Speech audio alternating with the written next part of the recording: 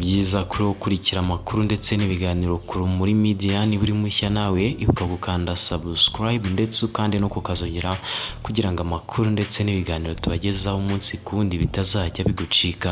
Uyu munsi reka twerekeze mu gihugu cy'u Burundi ahakomeje kuvuga inkuru idasanzwe aho abajura bitwikiriye ijoro biba Eucharistia muri Kiliziya. Diyosezi Gatolika ya Gitega yo mu gihugu cy'u Burundi yatangaje ko hari abajura bitwikiriye ijoro bayiba Eucharistia. Mu itangazo iyi diyosezi yasohoye yavuze ko buriya bujura bwahagaritse misa yagombaga kuba igamije gusabira amahoro ibihugu byo mu karere.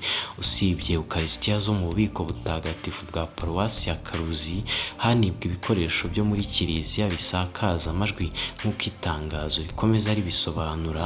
Itangazo rivuga ko kubera abagizi ba nabi bamennye urugi rwa Kiliziya bakiba ibyuma bitanga amajwi mu rusengero, stabilizateri ndetse n'ibindi byuma by'amajwi, bagakomeza bakagera mu bubiko butagatifu bakiba tabernakuro na hostia nini ntagatifu bakoresha mu gihe bashengerera Yezu, hafashwe icyemezo cy'uko Kiliziya iba ifunzwe mu gihe hagitegerejwe igisubizo cy'abakuru.